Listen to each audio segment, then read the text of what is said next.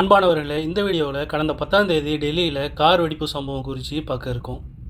10 November 2025 அன்னைக்கு மாலை 6:52க்கு Hyundai i20 அப்படிங்கிற கார் வெடித்து சிதறிச்சு. செங்கோட்டையிலிருந்து 500 மீட்டர் தூரத்தில் உள்ள மெட்ரோ ரயில் நிலையத்துடைய கேட் எண் 1க்கு எதிராக உள்ள சாந்தினி சவுக் அப்படிங்கிற இடத்துல தான் இந்த கார் வெடிப்பு சம்பவம் நடந்துச்சு. இந்த கார் வெடிப்பு சம்பவம் நடந்ததுக்கப்புறம் அங்கே டெல்லியோடைய கமிஷனர் NIA, FSL அதாவது forensic laboratory, NSG national security கார்டை சேர்ந்தவங்க அங்கே வந்தாங்க. மாலை 6:52க்கு ரெட் சிக்னலில் காத்துக்கிட்டு இருந்த கார் வெடித்து சிதறிச்சு. அதில் 13 பேர் இறந்துட்டாங்க, 24 பேர் காயமடைஞ்சாங்க அப்படின்னு டெல்லி போலீஸ் கமிஷனர் அறிக்கை வெளியிட்டார். இந்த காரை ஓட்டிகிட்டு வந்தவர் டாக்டர் உமர் முகமது அப்படின்னு சொல்லப்படுது. அல் ஃபலா மெடிக்கல் யூனிவர்சிட்டி ஃபரிதாபாத்தில் இருக்குது. அங்கே இவர் சீனியர் டாக்டராக இருக்கார். கார் வெடித்ததில் சம்பவ இடத்துலேயே இவர் இறந்துட்டார். அதே காரில் இருந்த மேலும் 2 பேரை குறித்து போலீஸ் எந்த விதமான தகவலையும் இது வரைக்கும் சொல்லலை. கார் வெடிப்புக்கான காரணத்தை இது வரைக்கும் NIAவோ, FSLஓ அல்லது NSGஓ வெளிப்படுத்தலை. கார் வெடித்ததுக்கு காரணமான வேதிப்பொருளை இது வரைக்கும் யாரும் சொல்லலை.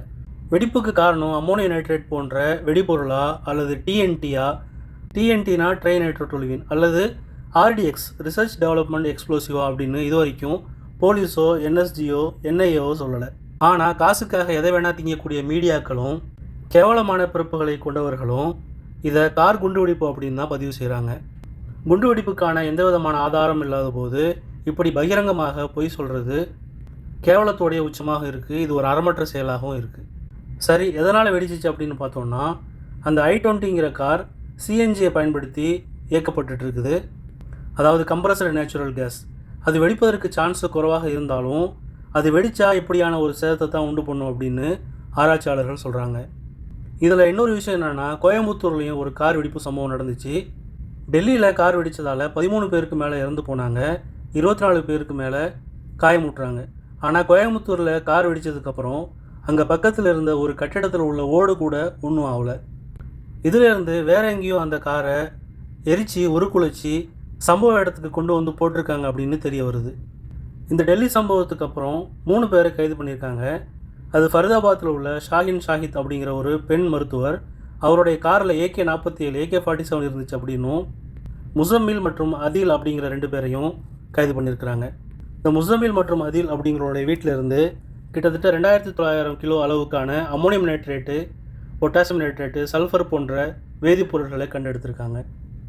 அறமற்ற மீடியாக்களும் இழிபிறப்புகளும் இந்த 3 சம்பவத்தையும் ஒன்றாக இணைக்கிறதுக்காக முயற்சி பண்ணுறாங்க.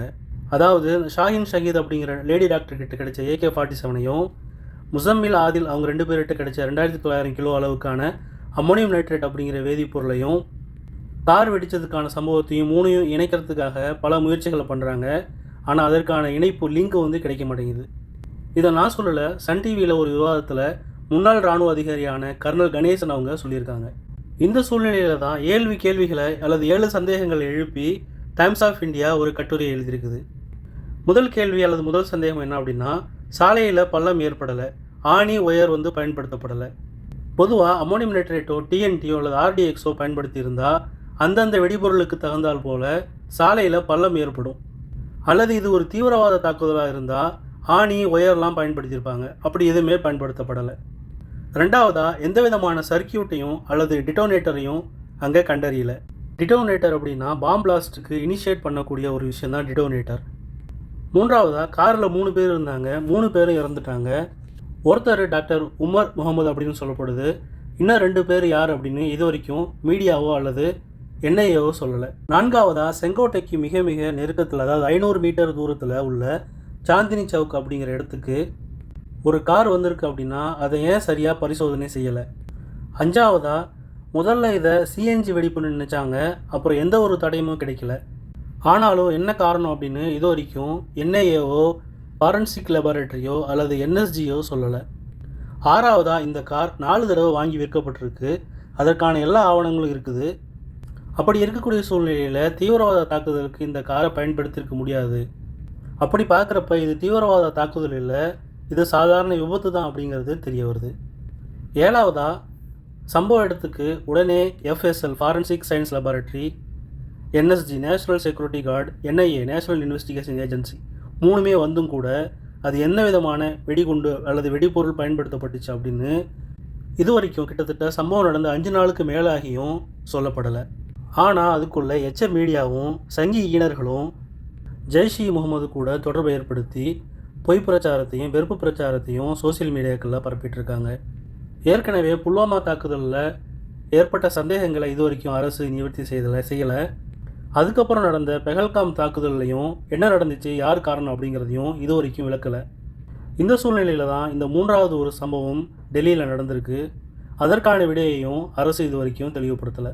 இறந்து போன அந்த 13 பேருடைய குடும்பத்தாருக்கும் ஆழ்ந்த இரங்கலையும், காயமுற்றவர்கள் கூடிய சீக்கிரம் குணமடைய வேண்டும் அப்படிங்கிற பிரார்த்தனையோடையும், இனிவரும் காலங்களில் இது போன்ற கோர துயர சம்பவங்கள் நடக்காது இருப்பதற்காக பிரார்த்தனை செய்தவனாகவும் இந்த வீடியோவை முடிக்கின்றேன். நன்றி, வாழ்த்துக்கள்.